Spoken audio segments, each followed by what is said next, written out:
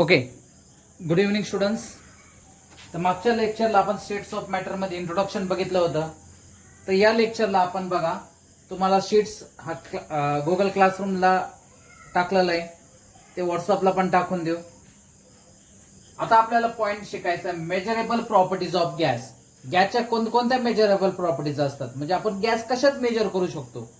तर पहिली measuring property असते मास. आपण गॅसचं व्हॉल्यूम पण मेजर करू शकतो. व्हॉल्यूम,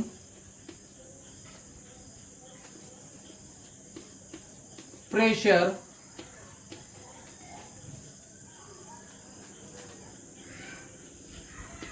टेम्परेचर,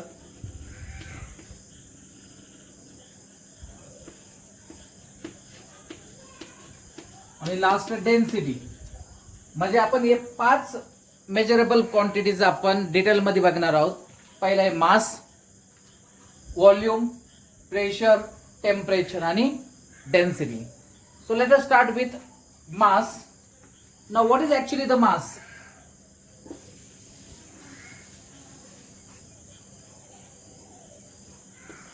ओके, आता बघा what is mean by mass.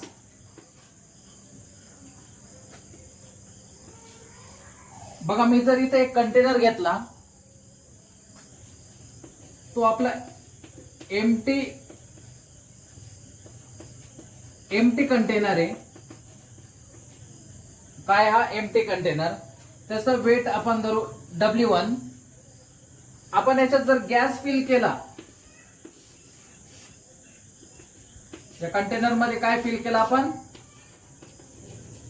Gas fill केला, आणि याचा वेट जर असेल W2, तर what is mass of gas? Mass of gas is W2 minus W1. म्हणजे काय? Weight of gas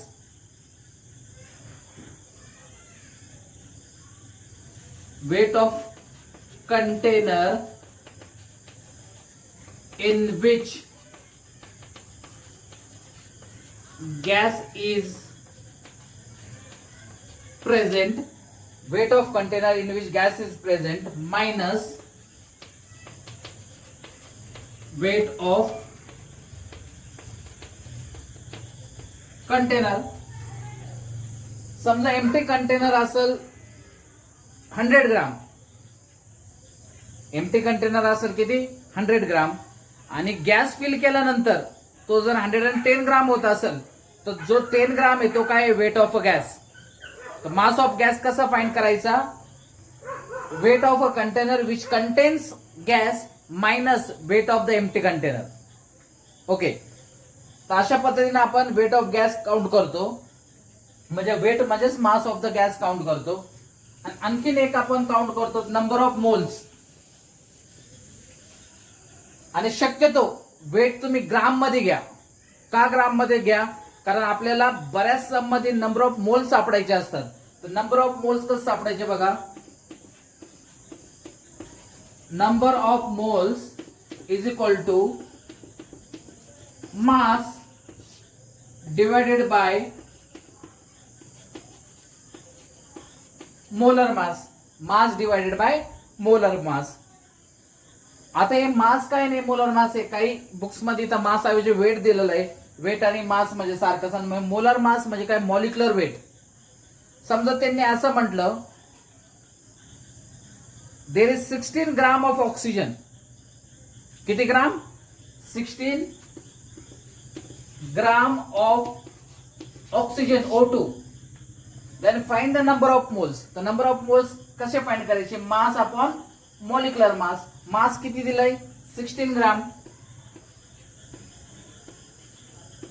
upon molar mass. काय असतं? मोलर मास असतं त्याचं मॉलिक्युलर वेट. आणि मॉलिक्युलर वेट आपल्याला पिरियोडिक टेबल मध्ये त्याचा मास नंबर माहित पाहिजे. ऑक्सिजन जो असतो त्याचा ऍटॉमिक नंबर 8 आहे. मास नंबर किती आहे? 16. ऑक्सिजन जो असतो त्याचा ऍटॉमिक नंबर 8 आहे, मास नंबर किती आहे 16. इथं O2 आहे म्हणजे 16 16 32 म्हणजे 16 वन जा 16, 2 जा म्हणजे किती मोल्स येणार 1/2 म्हणजे 0.5 मोल्स. समजलं. मग हे मोलार मास कायम कशात असतं ग्राम मध्ये असतं. पिरियडिक टेबल मध्ये मोलार मास कशात असतं ग्राम मध्ये असतं.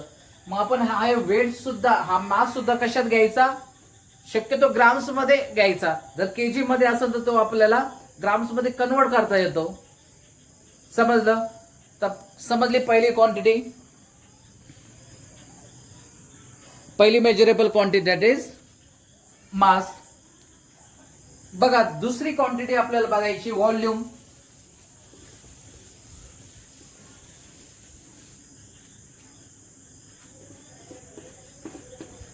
Second measurable quantity that is volume.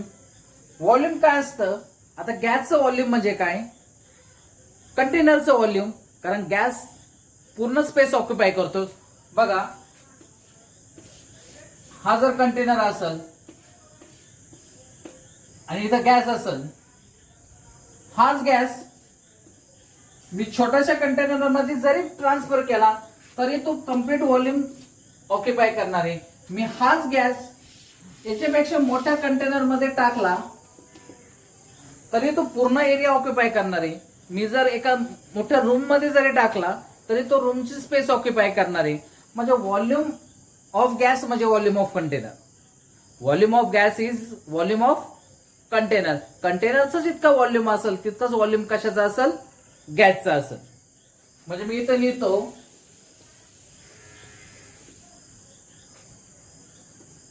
Volume of gas is volume of container. बरोबर. Volume of gas is equal to volume of container. आता बघा व्हॉल्यूमचं पॉप्युलर युनिट कोणतं आहे. व्हॉल्यूमचं पॉप्युलर युनिट काय आहे लिटर.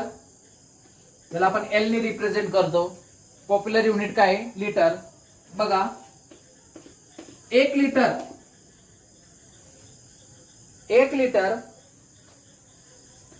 म्हणजेच 1 डीएम क्यूब. 1 लिटर म्हणजे 1 डीएम क्यूब. डीएम क्यूब म्हणजे डेसिमीटर क्यूब.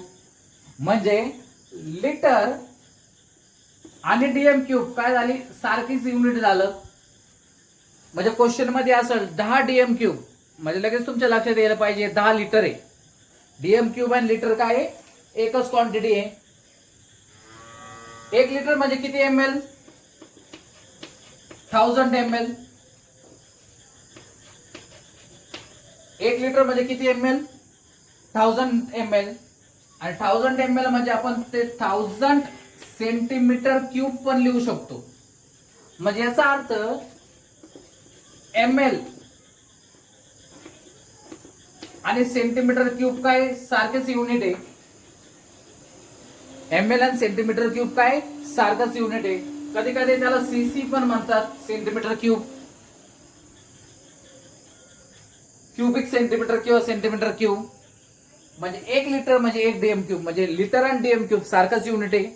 आणि 1 लिटर म्हणजे किती एम एल 1000 ml किंवा 1000 सेंटीमीटर क्यूब. जर जिथं जिथं सेंटीमीटर क्यूब येईल तिथं लक्षात ठेवायचं ते काय एम एल आहे. आणि जिथं डीएम क्यूब येईल तिथं काय लिटर आहे. पण मी जर असं म्हटलं 1 मीटर क्यूब. 1 मीटर क्यूब म्हणजे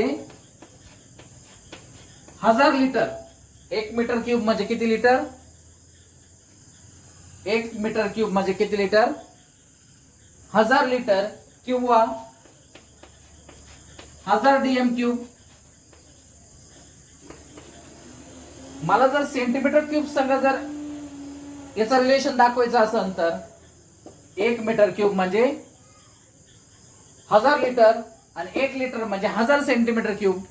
बघा बरं का 1 मीटर क्यूब म्हणजे किती लिटर 1000 लिटर आणि 1 litre is equal to 1000 centimetre cube किंवा 1000 ml.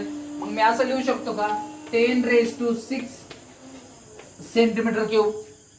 बघा, कारण 1 metre cube is 1000 liter and 1 liter is 1000 ml, so it will be 10⁶ centimeter cube or 10⁶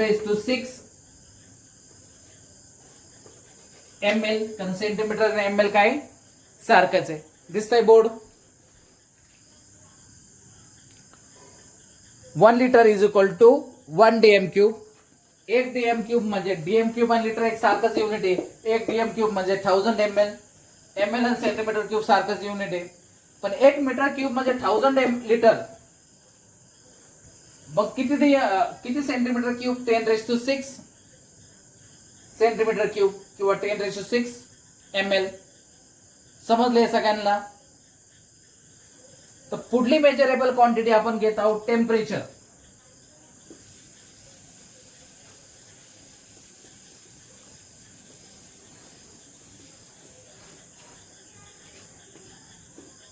third unit that is temperature. बघा, temperature जर तुम्ही वाढवलं तर volume of gas will increase. कारण gas काय असतात, कंटिन्युअस रॅन्डम मोशन मध्ये असतात, आपण ज्याला कायनेटिक एनर्जी म्हणतो. आणि if you supply heat to the gas, त्याची कायनेटिक एनर्जी काय होणार आहे, वाढणार आहे. सो टेम्परेचरचं स्टँडर्ड युनिट म्हणजे SI युनिट टेम्परेचरचं काय, केल्विन, ज्याला आपण के ने रिप्रेझेंट करतो. स्टँडर्ड युनिट टेम्परेचरचं काय, केल्विन. शक्यतो आपण टेम्परेचर डिग्री सेल्सिअस, फॅरनहाइट आणि केल्विन मध्ये रिप्रेझेंट करतो. कशात, डिग्री सेल्सिअस, फॅरनहाइट आणि केल्विन मध्ये रिप्रेझेंट करतो. बघा, आता मी आधी तुम्हाला डिग्री सेल्सिअस असं लिहू आपण. डिग्री सेल्सिअस आणि केल्विन मध्ये काय रिलेशन असतं ते सांगतो. बघा,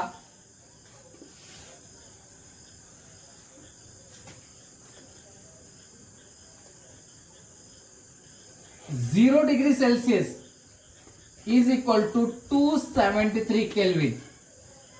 0 डिग्री सेल्सिअस म्हणजे किती केल्विन, 273 केल्विन. म्हणजे 1 डिग्री सेल्सिअस म्हणजे किती केल्विन झालं, 274 केल्विन. 2 डिग्री म्हणजे किती, 275 केल्विन. समजा असं दिलेलं असेल तुम्हाला 10 डिग्री सेल्सिअस. किती डिग्री सेल्सिअस, 10 डिग्री सेल्सिअस. आणि तुम्हाला कन्वर्ट करायला लावलं केल्विन मध्ये, तर तुम्ही काय करणार आहे, 10 प्लस 273 दॅट इज 283 केल्विन. म्हणजे इथे येतं बघा, डिग्रीला जर केल्विन मध्ये कन्वर्ट करायचं असेल तर प्लस 273 आणि केल्विनला जर डिग्री मध्ये कन्वर्ट करायचं असेल तर -273. बघा, हेच एक्झाम्पल 283 केल्विन जर दिलं, 283 केल्विन, आणि जर तुम्हाला हाऊ मच डिग्री सेल्सिअस असं विचारलं तर तुम्ही काय करायचं, लगेच 273 मायनस करायचं, तर किती आलं, 10 डिग्री. समजलं. मग मी असं रिलेशन देऊ शकतो का, बघा, के इज इक्वल टू म्हणजे kelvin is equal two degree Celsius plus 273. Actually ते एक्झॅक्ट असतं 273.15. एक्झॅक्ट किती असतं, 273.15. पण आपण कॅल्क्युलेशन साठी किती घेतो ते 273. जर पॉइंट्स मध्ये दिलेलं असेल तर आपण काय करायचं 273.15. नाहीतर ते कॅल्क्युलेशन साठी आपण किती घेतो 273. बघा, आता डिग्री आणि फॅरनहाइट मध्ये काय संबंध आहे मग, तर मी तुम्हाला फॉर्म्युलाच देतो. बघा, degree Celsius upon 5 is equal to Fahrenheit minus 32 by 9, that is equal to Kelvin minus 273.15 by 5.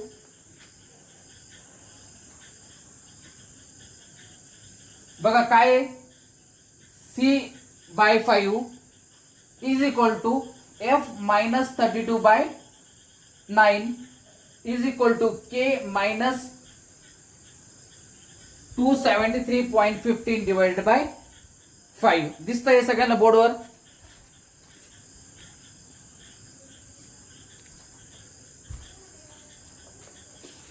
बघा is equal to K minus 273.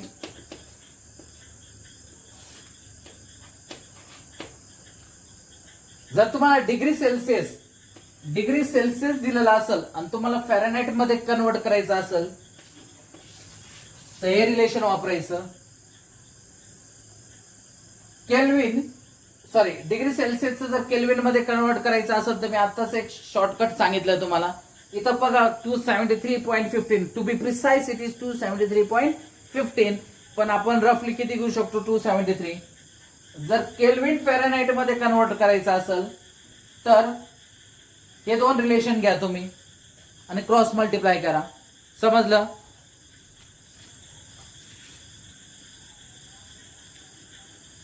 तर बघा मी इथं तुम्हाला दोन क्वेश्चन देतो. हे रिलेशन लिहून घेतलं. बघा दोन क्वेश्चन देतो आणि एसआय युनिट काय आहे टेम्परेचरचं? केल्विन. एसआय युनिट म्हणजे स्टँडर्ड युनिट. क्वेश्चन फर्स्ट, वॉटरचं बॉइलिंग पॉइंट किती असतं? 100 degree Celsius. Convert it to Fahrenheit and Kelvin. 100 degree Celsius, convert it to Fahrenheit and Kelvin. Second question, आपलं नॉर्मल बॉडी टेम्परेचर किती असतं? नॉर्मल बॉडी टेम्परेचर असतं 37 degree Celsius. Normal आपलं body temperature किती असतं? 37 degree Celsius. Convert it to Fahrenheit and kelvin.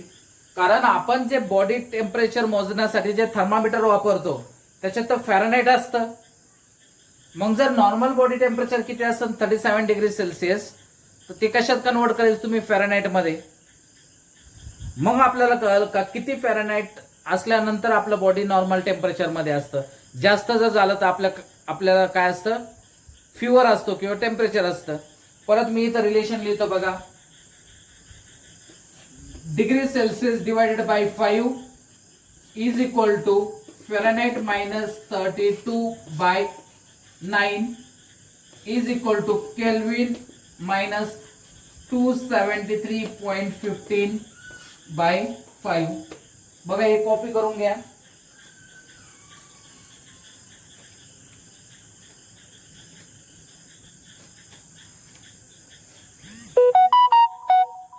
Okay, समजतंय?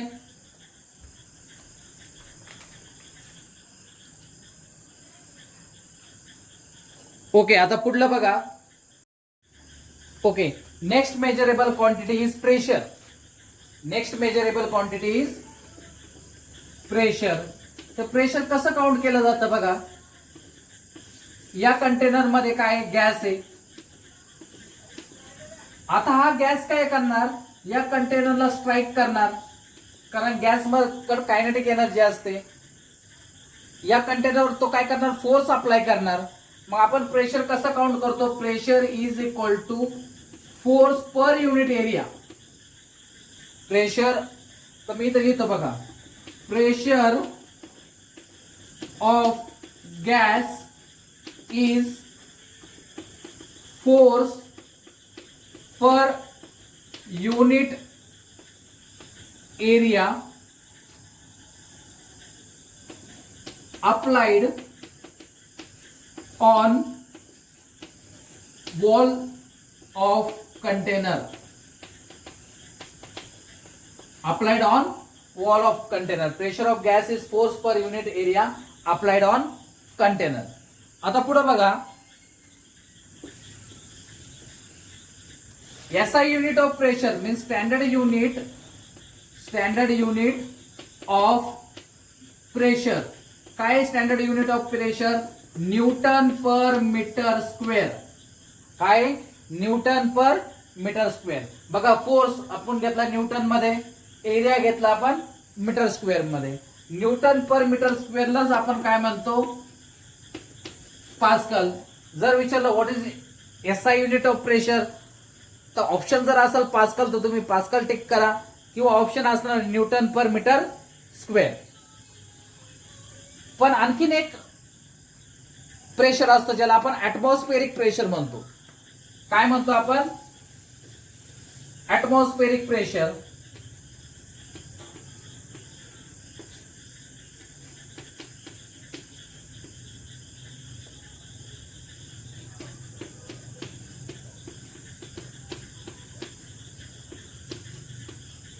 बघा, तुम्ही ऐकलं असेल प्रेशर 1 ATM. एटीएम म्हणजे ऍटमॉस्फिअर. आता जो आपल्यावर प्रेशर आहे, सध्या जो आपल्यावर प्रेशर आहे तो किती आहे? 1 ऍटमॉस्फिअर. कारण बघा, आपल्यावरती खूप गॅस आहे आणि त्या गॅसला काहीतरी वेट असणार ना. म्हणजे आपल्यावर जो प्रेशर ऍटमॉस्फिअर एक्झर्ट करतंय ते किती आहे? 1 ऍटमॉस्फिअर. पण आपल्याला तो प्रेशर फील का होत नाही? कारण जर तुम्ही बघितलं तो खूप वरतीपर्यंत गॅस आहे आणि त्या गॅसचं प्रेशर तो खूप असणार. म्हणजे एवढं प्रेशरने आपण तर जमिनीखाली गाडलं गेलं पाहिजे होतं. पण काय होतं, आपली बॉडी पण exactly opposite 1 atmospheric pressure generate करते. म्हणजे आपली बॉडी पण अपोजिट किती प्रेशर जनरेट करते? 1 ऍटमॉस्फिअर. म्हणून एकमेकाला कॅन्सल होणार, म्हणून आपल्याला प्रेशर जाणवत नाही. तर एसआय युनिट प्रेशरचं काय आहे? पास्कल. ध्यानात ठेवायचं. आता नेमकं 1 ऍटमॉस्फिअर म्हणजे किती ते कॅल्क्युलेट करण्यासाठी त्यांनी काय केलं, एक ऍपरेटस घेतलं, किंवा आपण म्हणू एक कंटेनर. त्या कंटेनर मध्ये त्याने मर्क्युरी लिक्विड घेतली. मर्क्युरीचा सिंबल काय? Hg. आता मर्क्युरीच का घेतलं? कारण mercury is very dense liquid. खूप घट्ट लिक्विड आहे mercury. Mercury is a metal which is liquid at room temperature. ध्यानात ठेवायचं, मर्क्युरी हा मेटल आहे पण तो लिक्विड स्टेट मध्ये ॲट रूम टेम्परेचर.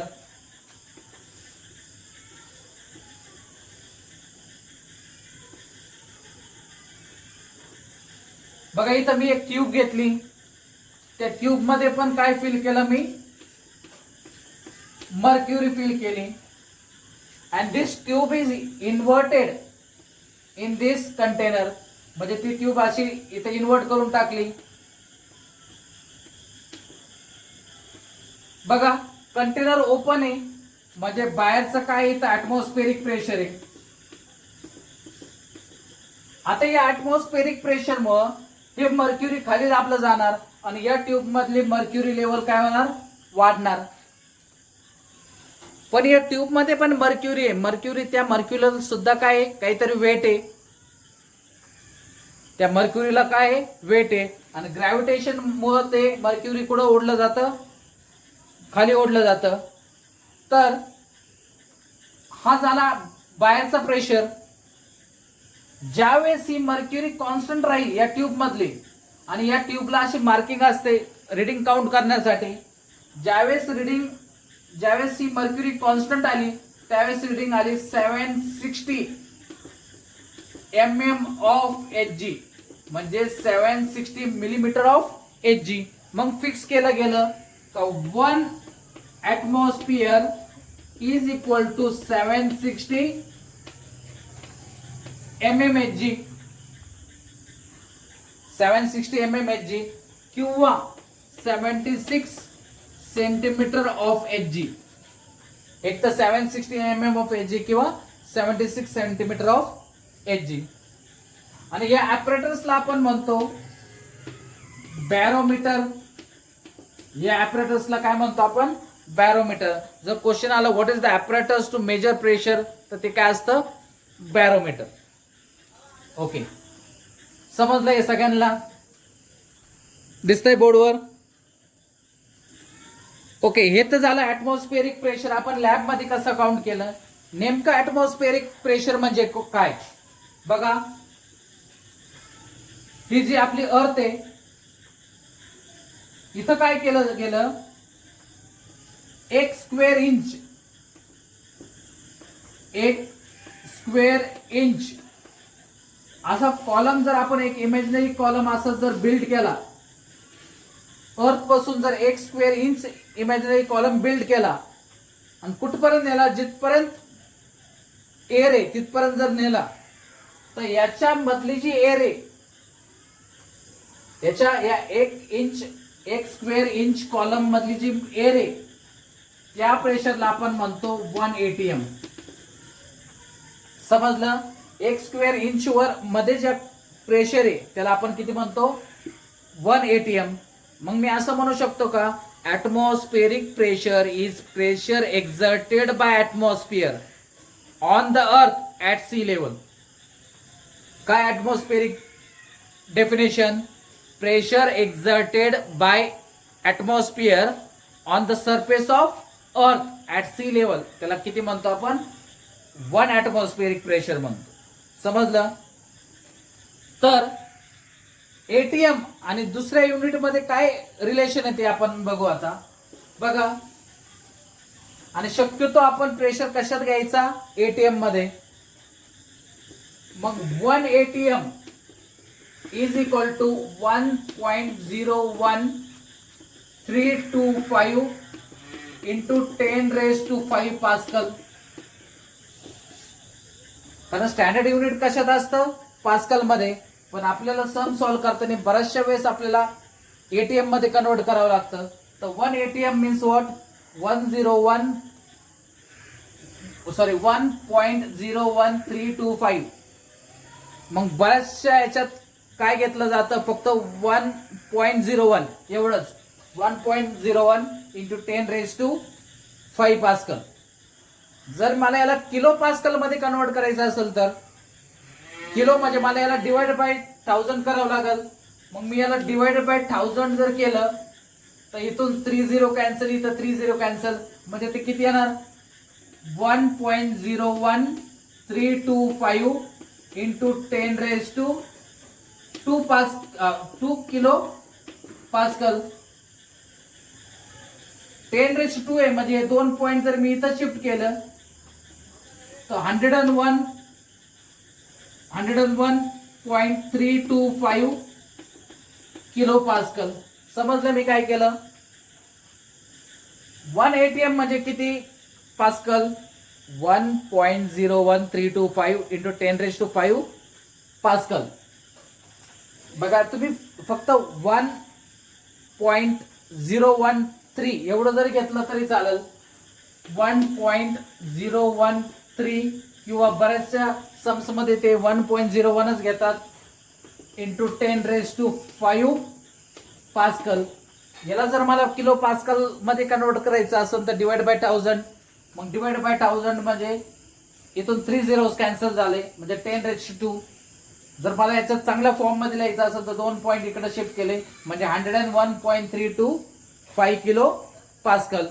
आताच आपण बघितलं 1 ATM म्हणजे 760 mm ऑफ Hg, किंवा तुम्ही त्याला 76 सेंटीमीटर ऑफ Hg लिहू शकतात. काय लिहू शकतात? 76 सेंटीमीटर. किंवा याला दुसरा युनिट आहे 760 टॉर्क. एक तर 760 mm ऑफ Hg किंवा 760 टॉर्क. समजलं? बघा कोणते कोणते युनिट्स आहे. आणि याला आपण 1.01325 बार असं पण म्हणू शकतो. बार म्हणजे प्रेशर.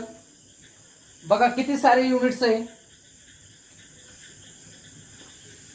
बघा चला आपल्याला बघू ध्यानात राहतं का काय 1 atmosphere is equal to 1.01325 into 10⁵ pascal किंवा 101.325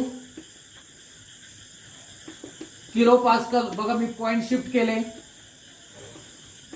1 atm is equal to 760 centimetre of Hg किंवा 76 सेंटीमीटर ऑफ Hg किंवा 1 atm is equal to 760 torque किंवा 1 atm is equal to 1.01325 बार. बघा एवढे युनिट्स कशाचे प्रेशरचे 101 नाही 1.01325 बार. समजलं प्रेशर. आणि शेवटचं आता युनिट आपल्याला बघायचे डेन्सिटी.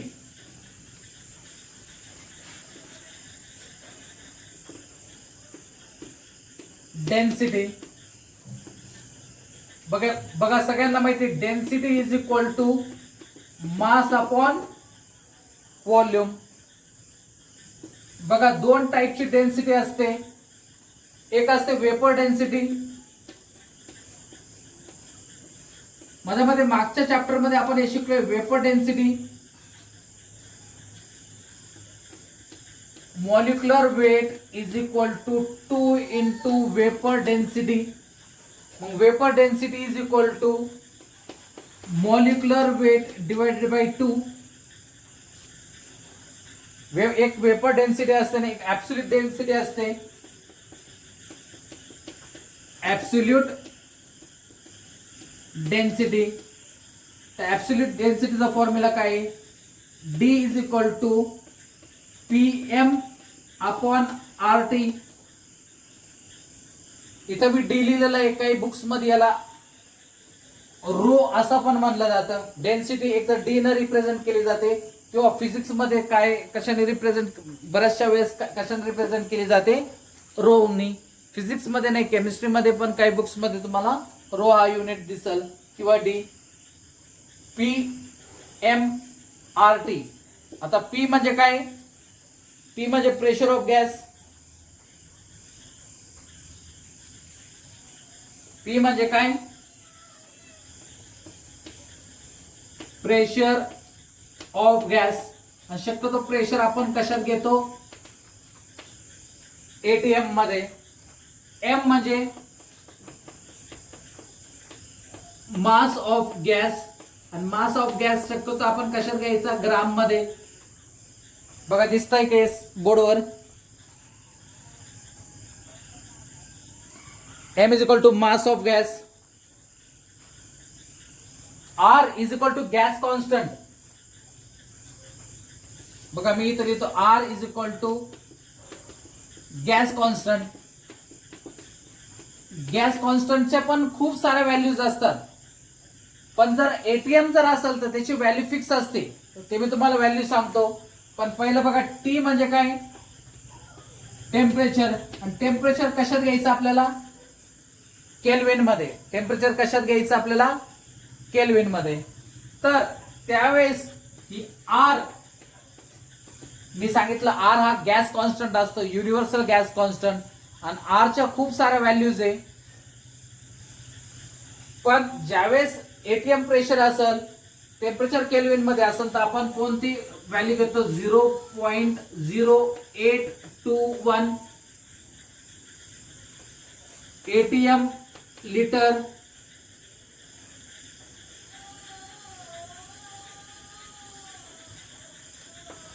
मोल्स इथं डिवाइडेड बाय म्हणजे पर मोल पर केल्विन 0.0821 ATM लिटर पर मोल पर केल्विन. समजलं? तर अशा पद्धतीनं आपण सगळे मेजरेबल क्वांटिटी एकदम डिटेल मध्ये बघितले. याच्यानंतर जर तुम्ही शीट मध्ये बघितलं तर काही क्वेश्चन्स तुम्हाला सॉल्व्ह करायचे. त्या क्वेश्चनसाठी तुम्हाला काय करायचं, एक लिंक तुम्हाला सेंड केली जाईल. त्या लिंकमध्ये क्लिक करून समजा 15 क्वेश्चन असतील, 16 क्वेश्चन असतील, काही जे क्वेश्चन्स असतील त्या लिंकमध्ये क्लिक करून तुम्ही प्रत्येक क्वेश्चनचं उत्तर काय ते त्याच्यात फिट करायचं. त्याच्यात तुमचं नाव आहे, तुमचा मोबाईल नंबर असेल तर त्या रिस्पॉन्सवरून आम्हाला कळेल का कोणत्या मुलांना कोणकोणते क्वेश्चन्स हे चुकीचे उत्तर दिले. आणि सगळ्यांना उद्या दुपारपर्यंत त्या टास्कची लिंक येऊन जाईल. ग्रुपवर मी ती लिंक टाकल. त्याच्यानंतर त्या लिंकला क्लिक करून तुम्ही तुमचे उत्तर त्याच्यात सबमिट करायचे. एकदा ते शीट बघून घ्या. मी तुम्हाला एक PDF फॉर्मॅट तुम्हाला ग्रुपवर टाकतो. ऑलरेडी गुगल क्लासरूमवर टाकलेलं आहे. त्याचा PDF फॉर्मॅट तुम्हाला तिथं टाकतो. एकदा सगळे ते क्वेश्चन्स सोडून घ्यायचे तुम्ही आणि त्याच्यानंतर त्या लिंकवर क्लिक करून तुम्ही काय करायचे, ते ऑप्शन सबमिट करायचे.